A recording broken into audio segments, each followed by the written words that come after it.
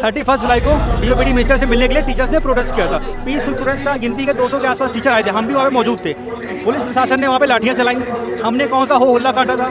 हमारे ऊपर जिन टीचरों के ऊपर FIR हुई है उनके ऊपर लिखा गया कि देशद्रोह। हमने ऐसा कौन सा गलत काम किया था कि देशद्रोह का मुकदमा लगाया गया, टीचरों के ऊपर FIR की गई। वेंडर की बात यह है कि पूरा करप्ट सिस्टम है, तो सिस्टम को बदलना है। वेंडर से समस्या नहीं है, जो परीक्षाएं जो करवा रही हैं वो बिल्कुल निष्पक्ष ऐसे होनी चाहिए। पर हम तो लोग क्या करें, रेलवे का है 500 रुपया फीस ले लेते हैं, बोलते हैं 400 रुपया रिफंड करेंगे, पर आज तक कभी मेरा रिफंड नहीं आता। अब तो सर फॉर्म भी फीस, मतलब एग्जाम में भी कंपटीशन हो गया, कौन सबसे ज़्यादा फीस लेगा। अब हम 500 रुपये फीस भरते हैं सर, और घर वालों से मांगने में हमको डर लगता है सर।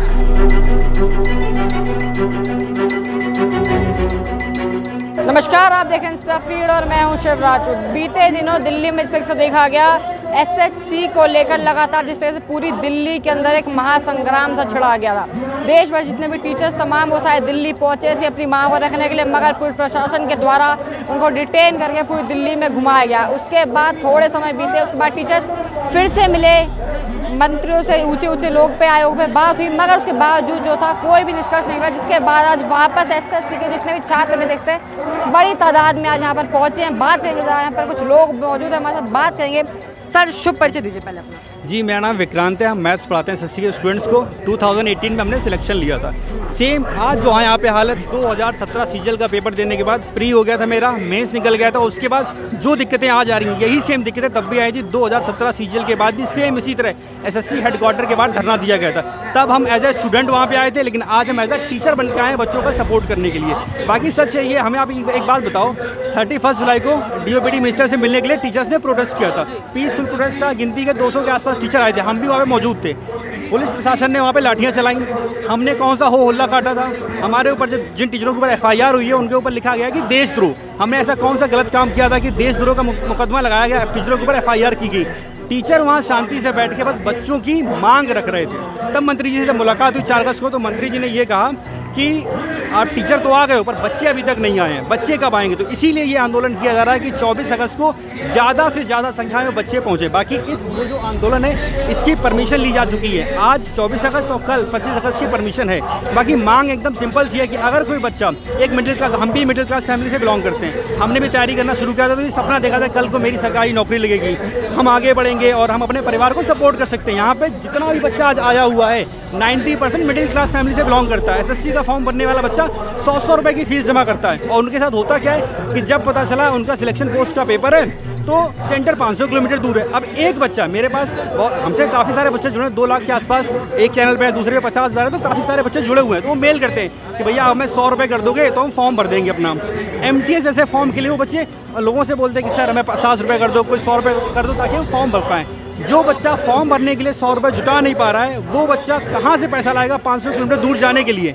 और एक बात, अगर मान लो 25 तारीख को पेपर है, 23 तारीख की रात में उन्हें ये पता चलता है कि 25 को पेपर है, तो वो 2 दिन के अंदर 500 किलोमीटर दूर पहुँचेंगे कैसे? ट्रेन तो मिलने से रही, या तो वो धक्के खाते वो जनरल में जाए या जैसे ही पहुँचे। बच्चा जैसे तैसे पैसा कर्जा लेके कुछ भी करके पहुँचता है, और वहाँ जाने के बाद उसे पता चलता है कि यार पेपर तो कैंसिल हो गया। अब उसे वापस फिर से घर जाना और फिर अगली बार जब पेपर होगा फिर उसे 500-700 किलोमीटर ट्रैवल करके आना है। इसके अलावा पेपर देने जा रहे हैं। आप बताओ, अगर SSC जो भी इनका नया वेंडर है, अगर वो सही सिस्टम प्रोवाइड नहीं कर सकता, माउस कीबोर्ड प्रोवाइड नहीं कर सकता, ऐसे ऐसे सेंटर बनाए गए कि यहाँ से अगर हमें सेंटर के अंदर जाना है तो बीच में तालाब सा बना, नाव पर चढ़ के अंदर बच्चे जा रहे हैं। तो ये सिस्टम की लापरवाही क्यों है? इससे पहले जो भी वेंडर था, जो भी दिक्कतें आ रही थी वो एक साइड कर दो। लेकिन प्रेजेंट टाइम में तो दिक्कत सबसे बड़ी ये है कि बच्चों को पेपर देने का मौका मिले। हम बच्चों को पढ़ाते हैं, बच्चों का कहना ये है कि भैया आपके पढ़ाने से क्या ही हो जाएगा, जो आप पढ़ाओगे पेपर में कुछ आएगा नहीं। अगर अभी स्टेनो का पेपर हुआ 6, 7, 8 तारीख को, उसमें 2000 वैकेंसी हैं और पता चला है कि 3-4 हज़ार सॉल्वर बैठ गए। तो अगर इतने सॉल्वर जब बैठ जाएंगे तो बच्चे कर ही क्या पाएंगे? कोई मतलब ही नहीं। मेरे पढ़ाने का या उनके पढ़ने का मतलब क्या रह जाता है? तो सबसे पहली शुरुआत ये है कि सब कुछ बंद करो, ये सिस्टम को सही करो। हमारी लड़ाई किसी सरकार के खिलाफ नहीं है कि हम बोले सरकार हटाओ ये हटाओ, हमें किसी से मतलब नहीं। हम सब इतना बोल रहे हैं कि हमारा जो वेंडर है वो चेंज होना चाहिए, बात खत्म। TCS लेके आओ, NTA लेके आओ, कोई भी वेंडर लेके आओ, हमें कोई फर्क नहीं पड़ता। बस आप नया वेंडर लेके आओ जो एग्जाम सही ढंग से कराए, बस इतनी सी छात्रों की मांग है और कुछ भी नहीं। बच्चे, युवा बच्चे ही मौजूद हमारे साथ, देखते हैं बोर्ड रखा है, अन्याय सहेंगे नहीं, अब और कहेंगे नहीं।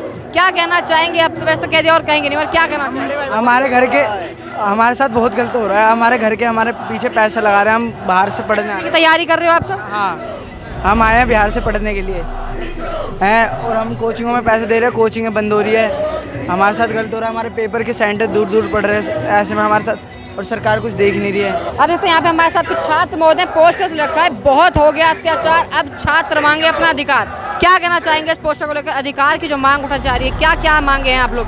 देखिए सर, हमारा सबसे पहला मांग ये है कि जो हमारा एग्ज़ाम हो टाइम पर हो, क्योंकि इंडिया में और सारे नेताओं के सारे काम टाइम पर होते हैं। अगर उनके इलेक्शन में कोई गलती होता है तो 2 दिन के अंदर उसका सॉल्व कर दिया जाता है, पर हमारी मांग कोई नहीं मानता है। हम अभी तक कह रहे हैं, उन्होंने जब मिनिस्टर हैं वो हमारा कोई बात नहीं सुनता। स्टूडेंट को तो एक मतलब बस कचरे की तरह मान लेते हैं, वो वोट ले लेते हैं और बस भगा देते हैं कि नहीं अब हम तुम्हारी नहीं सुनेंगे। 5 साल बाद फिर याद आती है, पर हम तो लोग क्या करें। रेलवे का है 500 रुपया फीस ले लेते हैं, बोलते हैं 400 रुपया रिफ़ंड करेंगे, पर आज तक कभी मेरा रिफ़ंड नहीं आता। अब तो सर फॉर्म भी फीस मतलब एग्ज़ाम में भी कंपटीशन हो गया, कौन सबसे ज़्यादा फीस लेगा। अब हम 500 रुपये फीस भरते हैं सर, अब घर वालों से मांगने में हमको डर लगता है सर। कहाँ तक हम सब लोग पैसा मांगे हैं सर। घर वाले पूछते हैं रिजल्ट का क्या हुआ, और साल 2-2 3-3 साल भर्ती लटकी रहती है, घर वालों को क्या जवाब दें। अब घर भी जाने में डर लगता है सर, हमारे सबके पास कोई ऑप्शन नहीं है सर। अब क्या करें बताइए सर। हम लोग एग्जाम की तैयारी कर रहे हैं आप? सर हम रेलवे के स्टूडेंट हैं सर। हाँ, अभी ग्रुप डी का था सर, अब उसका कोर्ट में भर्ती अटका हुआ है। अब कब होगा इसका सिलेक्शन, कब आएगा, कुछ नहीं पता है सर। तब तक हमारा एज निकल जाएगा, उसके बाद ना हम खेत में मजदूरी कर सकते हैं, ना हम स्टूडेंट बचेंगे। बताइए सर, हम आगे का क्या एज क्या है अभी आपकी और क्या क्राइटेरिया है? हमारा सर 25 है, 25 30 साल तक फॉर्म डाल सकते हैं। इसके बाद हम क्या करेंगे? अगर 5 साल तक भर्ती नहीं निकालेंगे तो हम आगे क्या करेंगे? ये भी तो सरकार को सोचना चाहिए। हम केवल जनगणना की गिनती के लिए नहीं है सर, हमको रोजगार चाहिए, हमने आपको चुना है इसलिए सर।